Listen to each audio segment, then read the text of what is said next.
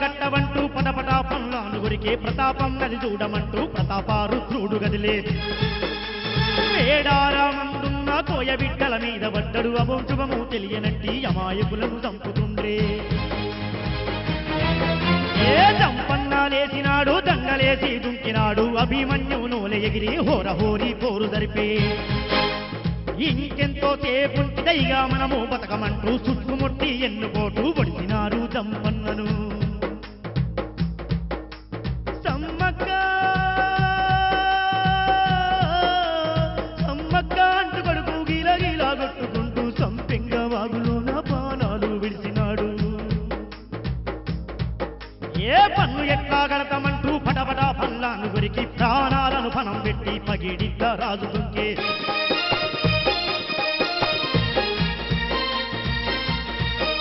ఏ చుట్టుముట్టి సైనికులు పగిడిద్ద రాజుకు పక్కలో బల్లాలు దించి ప్రాణాలు తీసినారే సమ్మక్క సమ్మక్క అనుకుంటూ పగిడిద్ద ఒరిగినాడు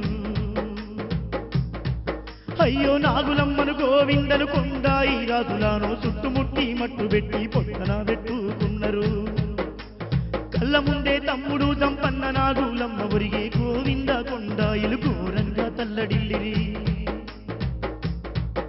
ఏ పోరులోగా దుంకినాది వీరవనిత సారలమ్మ పల్లెమెత్తి బాణమెత్తి హోరహోరిగా పోరు జరిపే సారలమ్మను బతకనిస్తే సావు మనకు దప్పదాని వెనక నుండి ఎన్నుకోటు పొడిచినారు సారలమ్మను తల్లిరావే తల్లిరావే సమ్మక్క వెళ్ళిపోతున్నాను అంటూ గిల్ల గిల్ల తల్లడిల్లి నేల నల్లే సారలమ్మ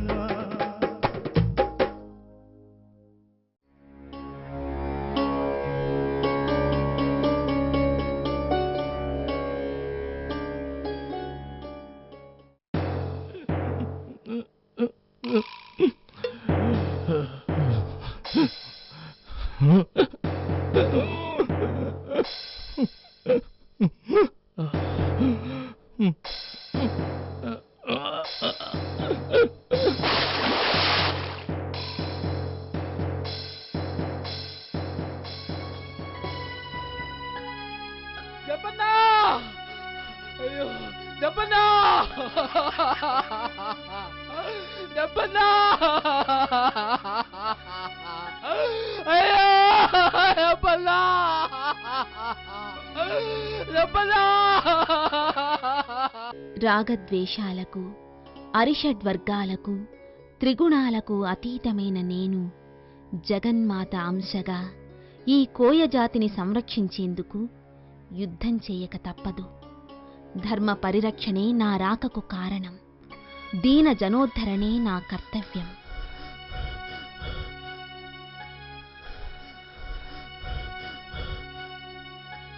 అమ్మా అమ్మా సమ్మక్క తల్లి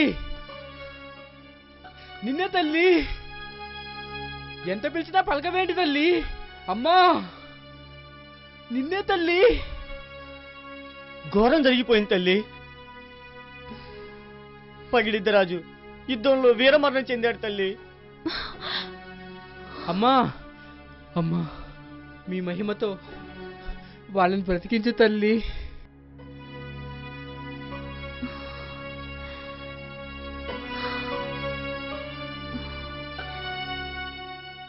విధి రాసిన వీరమరణం కన్నా మానవాతీత శక్తులు మహిమలు గొప్పవి కావు. మహిమలు మానవ కళ్యాణం కోసమే కాని మన కోసం కాదు. వీరమరణంతోటి వారు అమరులైనారు. మీ సంరక్షణే నా తక్షణ కర్తవ్యం. నా అవతారం చాలించే సమయం ఆసన్నమయ్యింది.